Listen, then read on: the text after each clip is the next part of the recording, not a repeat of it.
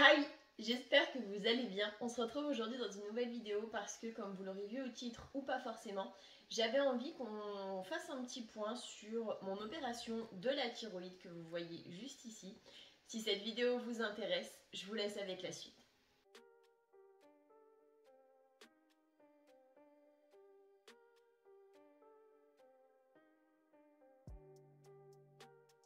Pour ceux qui n'ont pas vu les vidéos précédentes, je vais vous faire un petit récap, mais pour ceux qui ont déjà vu toutes les autres vidéos, je vous rassure, ça sera pas hyper long.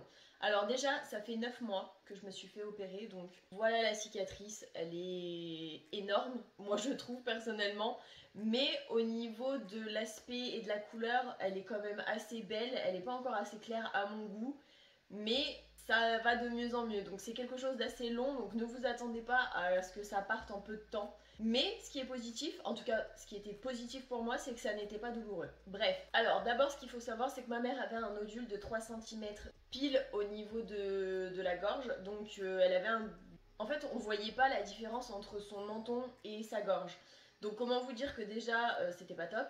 Au niveau des signes, elle n'en avait pas eu spécialement, jusqu'au jour où du coup elle s'est fait opérer de la thyroïde, ils lui ont enlevé la totalité de la thyroïde. Ce qu'il faut savoir, c'est que elle a eu la même cicatrice que moi, qu'elle a eu un souci au niveau de sa voix, que ça a touché. En fait, les chirurgiens ont touché les cordes vocales vu que c'est très proche de la thyroïde. Du coup, ça lui a modifié un petit peu sa voix. Alors, elle a fait des cours d'orthophoniste et du coup, tout va mieux.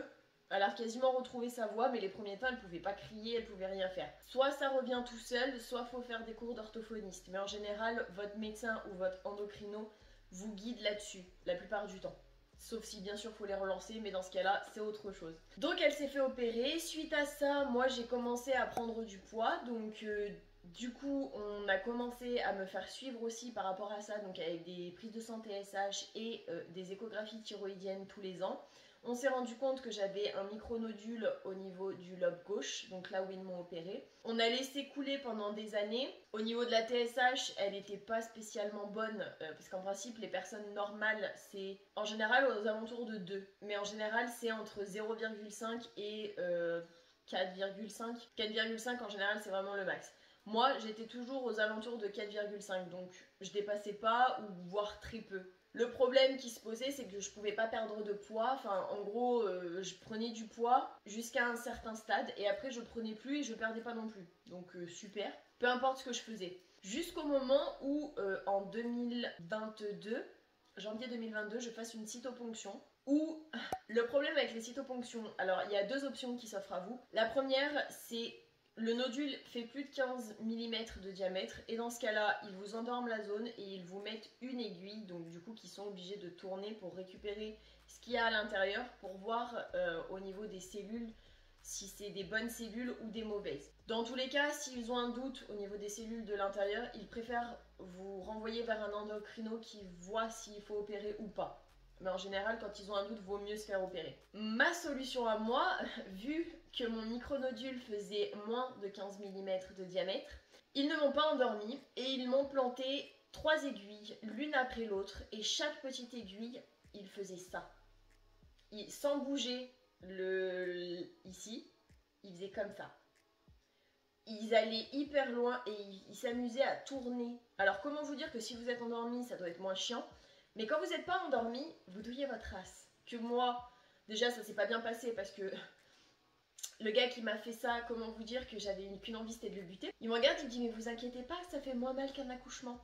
Alors je veux bien avoir un peu trop de poids par rapport à ma taille et à mon âge, mais comment vous dire que je l'ai hyper mal pris et que je lui dis mais en fait j'ai pas d'enfant, donc je sais pas de quoi vous êtes en train de me parler. Du coup le mec ne savait plus quoi dire, il s'est dit ah merde. Donc en fait si elle a du poids, c'est pas à cause d'un enfant quoi. Donc comment vous dire que je l'ai hyper mal pris, c'est une chose. Donc du coup, la cytoponction a donné des résultats pas top. Suite à ça, mon médecin m'a orienté vers une endocrino, donc que j'ai choisi pas très loin de chez moi, dans un hôpital pas très loin. Elle m'a proposé deux options, l'opération que au final j'ai choisie, ou, et là j'ai dit non catégorique, de rester comme j'étais en fait, de continuer à surveiller tous les ans, quitte à refaire des cytoponctions de temps en temps. Alors j'ai kiffé son de temps en temps. Je l'ai regardé, je lui ai dit alors concrètement on m'a pas endormi parce qu'il fait moins de 15 mm de diamètre. Donc en fait c'est mort. Je dis concrètement, j'avais envie de dire, vous pouvez vous la faire vous en fait la cytoponction. Parce que j'en referai plus jamais de toute ma vie. Je dis donc je préfère me faire opérer et avoir une cicatrice comasse que de refaire une autre cytoponction ou plusieurs cytoponctions durant les prochaines années. Je dis moi c'est mort. Du coup on a décidé de faire ça et moi dans un sens ça m'arrangeait parce que j'en avais marre de ne pas pouvoir perdre de poids. Parce que du coup il y a plein d'autres choses en fait qui étaient touchées. Parce que quand on est en hypo, donc qu'on sécrète pas assez d'hormones dans le corps, ce qui était mon cas jusqu'à maintenant, notre organisme fonctionne au ralenti, ce qui veut dire que je ne brûle pas les calories que je devrais brûler en temps normal, que je prends du poids, concrètement mon poids de base c'est censé être 50-55 kg pour 1m58, et que avant l'opération j'en faisais 76, donc comment vous dire que voilà, j'avais plus d'une vingtaine de kilos à perdre, donc oui en effet j'étais en surpoids, enfin j'avais trop de poids, j'étais pas en surpoids mais j'avais trop de poids. Donc ça, je peux pas avoir d'enfant. Donc comment vous dire qu'il y a plein de choses, il y a la fatigue, enfin il y a plein de choses qui fait que ça m'a gonflé, donc je me suis dit autant résoudre le problème, faire l'opération, comme ça on est tranquille. Alors au niveau de l'opération en soi ça s'est bien passé, je suis rentrée le lundi matin, je me suis fait opérer le lundi midi, je suis sortie quelques heures après. En général ça dure plus ou moins entre 2 et 4 heures, après ça dépend de l'opération, du chirurgien, de ce qui peut se passer sur la table d'opération. Mais quand ça se passe plus ou moins bien, on va dire qu'entre 2 et 4 heures, ça passe. Du coup, je me suis réveillée après, j'avais un pansement coma, de toute façon, je vous mets une photo. Comment vous dire que dormir à l'hôpital, c'est juste un calvaire quand t'as pas l'habitude. Donc personnellement, j'ai quasiment pas dormi. En plus, j'avais un pansement qui me mettait mes épaules devant. À la place d'être comme ça, j'étais comme ça. Parce que le pansement, il me maintenait comme ça pour que la cicatrice, elle reste collée avec les agrafes. Parce que quand même, 18 agrafes, ça fait mal au cul. C'est quasiment pareil qu'une césarienne, je crois, si je ne dis pas de bêtises. Donc comment vous dire que quand j'ai su qu'il y avait 18 agrafes, j'avais envie de pleurer. Le mardi matin, le chirurgien passe, il regarde pas la cicatrice, il me dit vous allez bien, vous avez l'air d'être plus ou moins en forme, vous avez mangé, vous avez passé la nuit, en gros vous pouvez y aller. J'ai dit ok, il me dit ça, il me dit l'infirmier va passer pour vous enlever une agrafe sur deux. Je dis bon bah ok, pas de souci. De là, j'attends, donc je me dis putain mais le pansement est quand même assez gros, c'est que la cicatrice doit être assez grosse quand même, ils font pas un pansement qui prend tout le coup si c'est ça la cicatrice. Du coup l'infirmier passe, m'enlève une agrafe sur deux, il me dit bon bah demain matin il faudra que l'infirmière vienne vous enlever une agrafe sur deux. Je dis mais vous en avez enlevé combien? Il me dit bah 9. Regardez, je lui dis pardon. Je dis mais comment ça vous en avez enlevé 9? Il me dit bah oui sur les 18 il fallait en enlever une sur deux donc j'en ai enlevé 9. Comment vous dire que là ma gueule elle s'est fermée et je me suis dit non mais c'est une blague en fait. Je me suis dit mais comment c'est possible que 18 agrafes bordel? Moi je m'attendais à un petit truc comme ça avec quoi maximum, du maximum une dizaine d'agrafes? Non, on se rapproche plus des 20. J'étais au bout de ma vie. Mon chéri vient me chercher parce qu'en plus on sortait du Covid, enfin c'était le bordel concrètement. Donc il vient me chercher, machin. Le lendemain, donc le mercredi, l'infirmière passe, m'enlève les agrafes. Je me sentais vraiment pas de me balader sans pansement, sans rien, de voir la cicatrice 3 jours après. C'était beaucoup trop tôt pour moi. Donc une fois qu'elle enlève les dernières agrafes qui restaient, je lui dis est-ce que c'est possible de me remettre un autre pansement? Principalement parce que ma nièce de 4-5 ans devait passer à la maison et que j'avais pas envie de lui mettre une cicatrice vraiment, parce qu'elle était vraiment moche au début. Donc du coup elle m'a dit oui il n'y a pas de souci, je peux vous remettre un pansement. Elle m'a dit par contre vous le gardez quelques jours, d'ici maximum semaine prochaine il faut que vous l'enleviez parce qu'il faudra la laisser à l'air libre. J'ai dit ok pas de souci. Si j'ai eu un rendez-vous avec le chirurgien, 2 minutes et encore je suis gentille. J'ai patienté plus d'une heure pour que le mec regarde, je vous mens pas, il était là, j'étais à 3 km de lui, donc derrière le bureau, le mec n'a même pas fait ça pour voir ma cicatrice, il est resté d'où il était. Il l'a vu vite fait, il a dit bon bah elle est jolie, tout va bien, maintenant vous vous débrouillez avec l'endocrino pour le traitement. Le truc marrant c'est que le gars il vient à l'hôpital le mardi matin, il me dit vous risquez d'être un petit peu en hypo, c'est normal, vous aurez un peu de fatigue, rien de bien méchant. Moi je m'attendais pas à ce qui allait suivre quoi. Donc je vais à mon rendez-vous un mois post-op avec le chirurgien me calcule limite pas. Il regarde vite fait la cicatrice, il me dit tout va bien, il me dit vous avez l'air d'aller bien, on vous donne pas de traitement. Je le regarde, je dis pardon. Il me dit bah vu qu'il vous reste le lobe droit et qu'on vous a enlevé le lobe gauche, on va voir comment réagit le lobe droit tout seul, donc il faut attendre 2 mois avant de pouvoir mettre un traitement en place. Je dis bon, ok, super. J'étais crevée, mais vous imaginez même pas à quel point.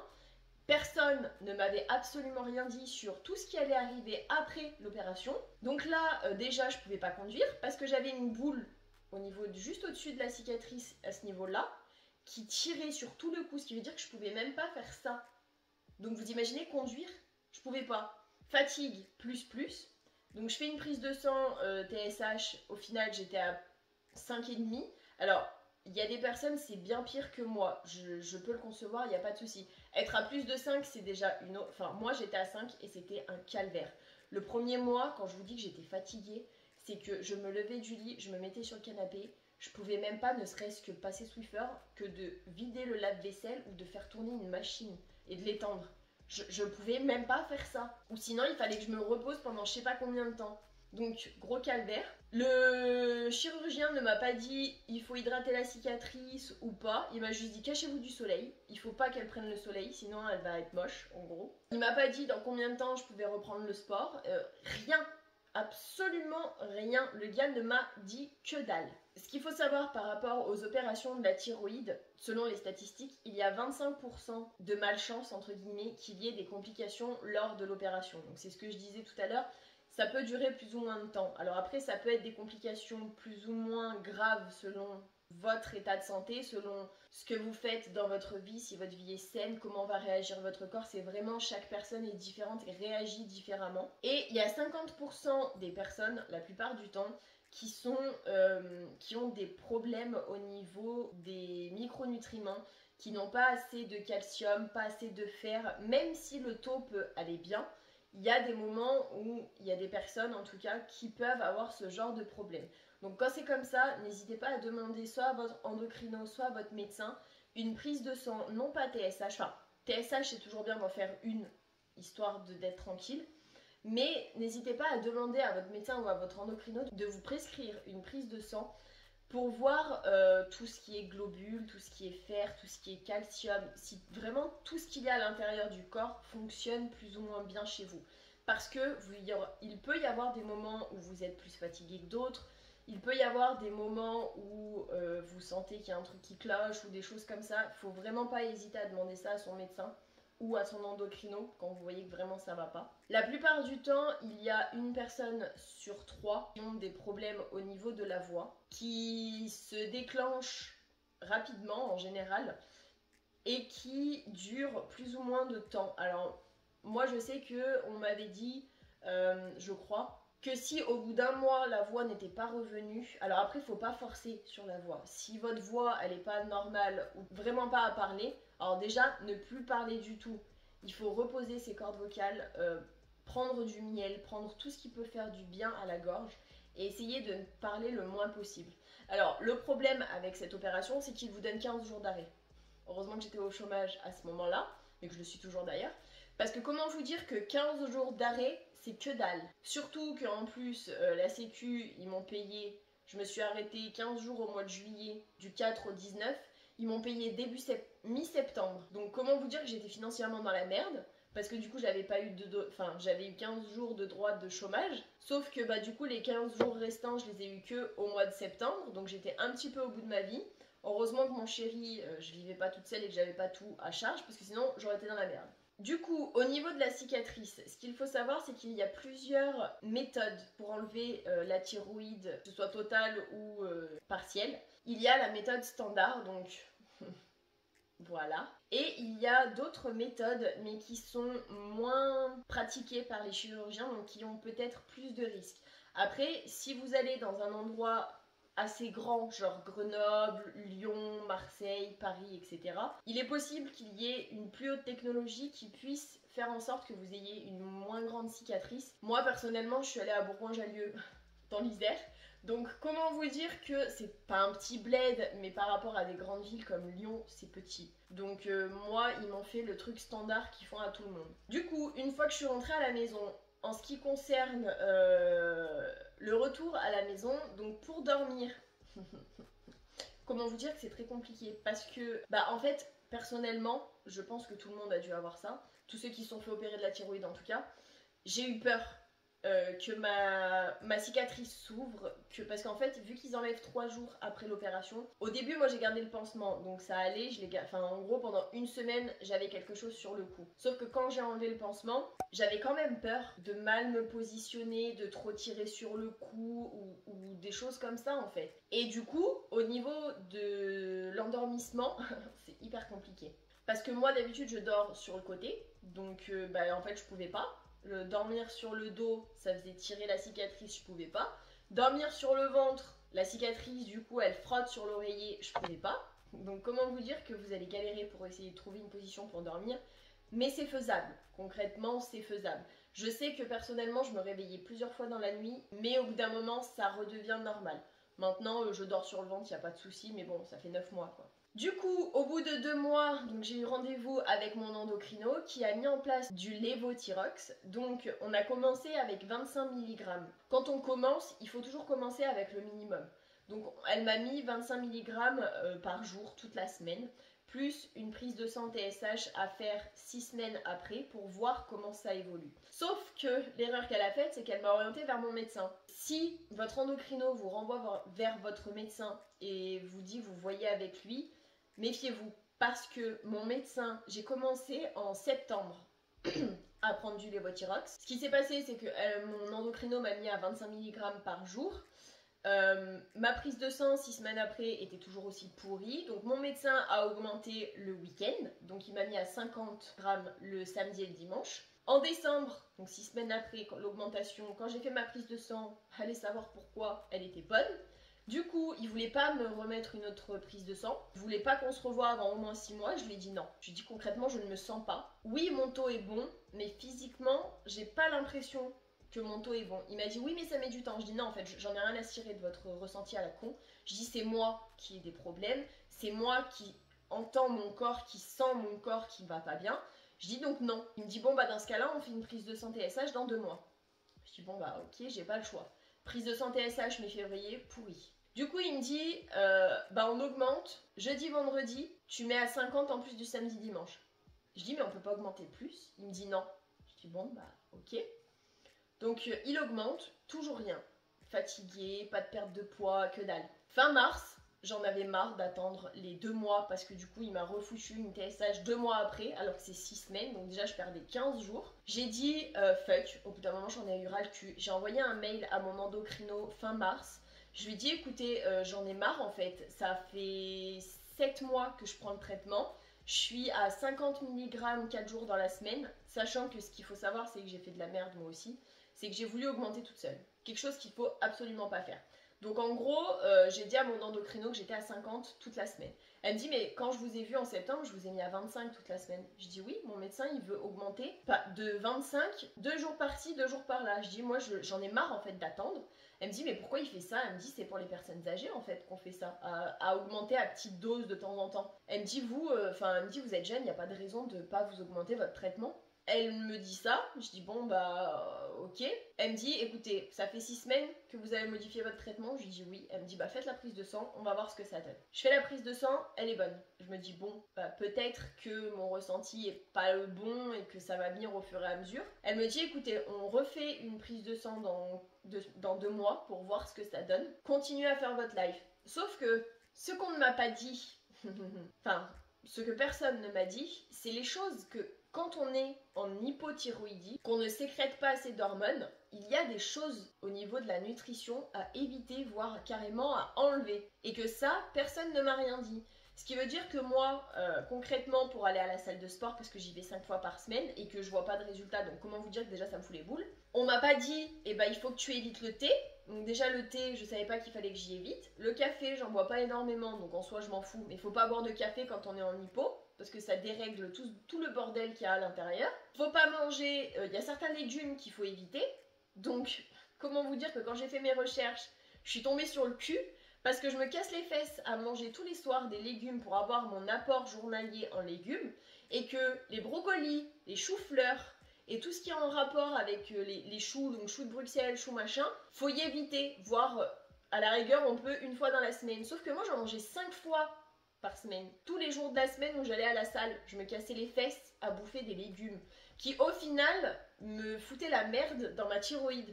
Donc comment vous dire que quand on passe d'un taux qui est bon, par exemple moi au mois de décembre, à un taux qui est pourri au mois de février, puis qui devient bon au mois de mars et qui, allez savoir, peut-être ne sera pas bon au mois de mai, le mois prochain quand j'y ferai, comment vous dire que en fait je commence réellement à en avoir marre. Donc faites vraiment attention au niveau de la nourriture. Pour les personnes qui sont en hypo comme moi, alors j'ai fait quelques recherches. Pour celles qui sont en hyperthyroïdie, faites quand même des recherches, on sait jamais.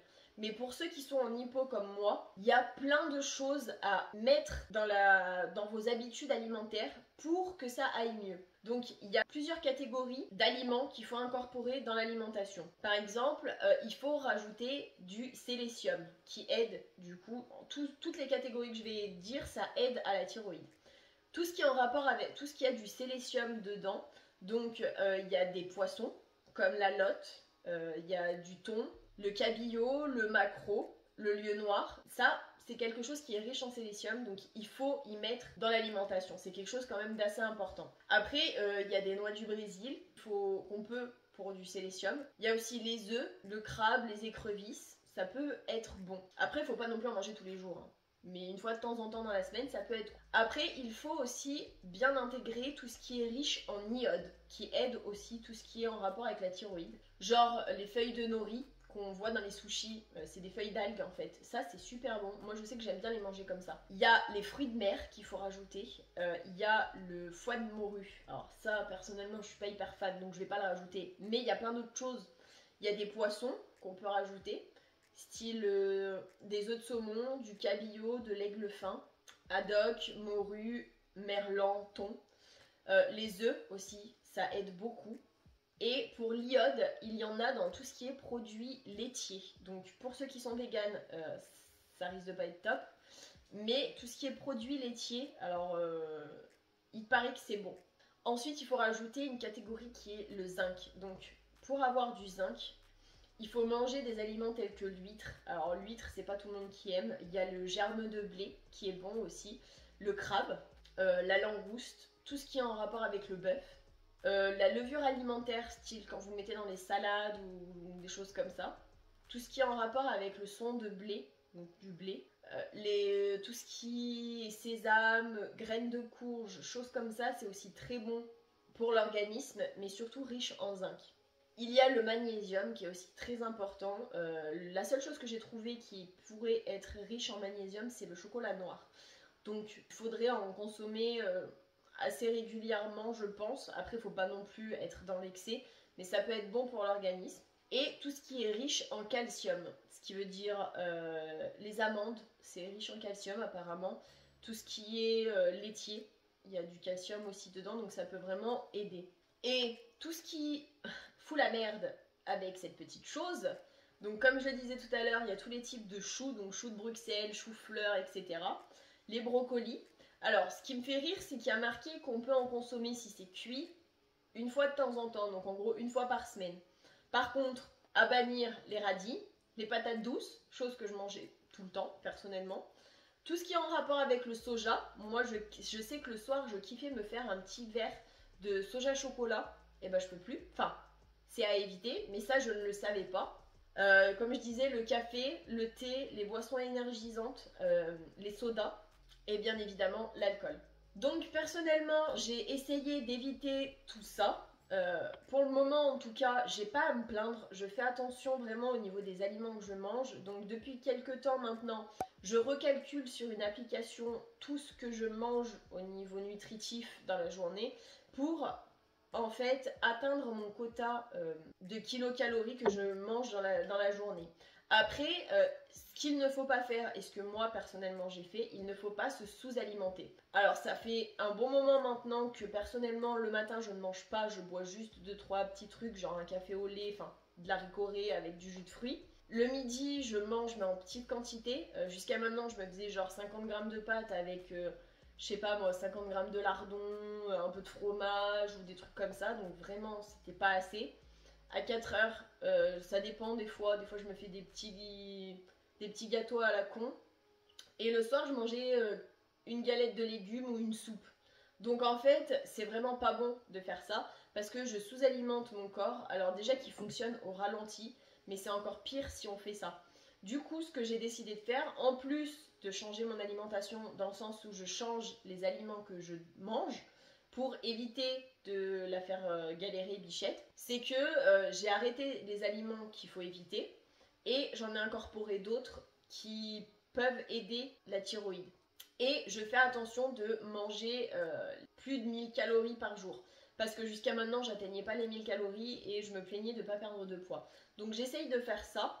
Et avant d'aller à la salle de sport, de faire 1 heure en général de cardio, je fais une petite séance de renforcement musculaire. Alors personnellement, je sais que je fais Sissi Mua. Elle a fait un BAS, bikini avec Sissi. C'est pour les 10 ans justement du BAS et il y a une séance spécifique que j'adore, mais plus que tout, c'est ventre plat. Franchement, c'est une séance super. Ça dure 15 minutes, ça travaille énormément parce que je peux vous dire que j'ai fait la semaine dernière 4 jours parce que le 5e, j'y arrivais plus. Mais j'avais hyper mal aux abdos et ça travaille vraiment tous les abdos. Donc franchement, c'est hyper bien, ça fait un peu souffrir avant d'aller à la salle.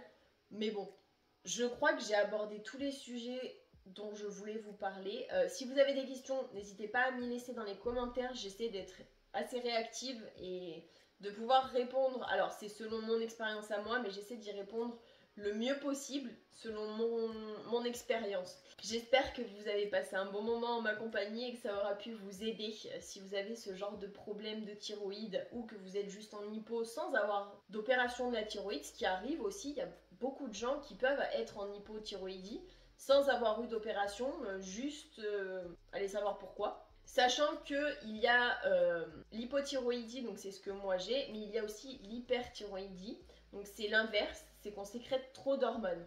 Dans ce cas-là, c'est un peu les mêmes symptômes que l'hypothyroïdie, dans le sens où il y a une prise de poids qui peut être par rapport aux personnes. Ça peut arriver. Moi, je sais qu'à la salle de sport, il y a une personne que je connais, que je vois quasiment tous les jours à la salle, enfin 5 jours sur 7 en tout cas, et qui malheureusement est en hyperthyroïdie. Et elle, par exemple, elle galère. Elle se rend compte que le cardio, c'est pas fait pour elle. Donc chaque personne est vraiment différente selon ses problèmes, je vais pas dire physiques, mais ses problèmes organiques, on va dire ça comme ça. Et que elle, par exemple, juste faire du cardio, ça ne fonctionne pas. Il faut qu'elle fasse de la muscu pour réussir à stagner, voire perdre un petit peu. Donc après, c'est vraiment essayer d'adapter un programme si vous faites du sport. Adaptez bien selon ce que vous souhaitez et selon votre corps. Moi, je sais que la muscu, j'ai complètement arrêté parce que je pars du principe que muscler du gras, j'ai pas envie d'être plus volumineuse que mon chéri. Je veux d'abord m'affiner et perdre et ensuite transformer mon corps en prenant un petit peu de muscle. Et je veux pas non plus être trop musclée. Après, c'est chaque personne qui fait comme il le souhaite. Moi, personnellement, c'est pas mon objectif. N'hésitez pas à liker la vidéo si elle vous a plu, à vous abonner avec ma petite tête qui s'affichera juste après. Et moi, je vous fais plein d'énormes bisous. Et je vous dis à la prochaine pour une prochaine vidéo.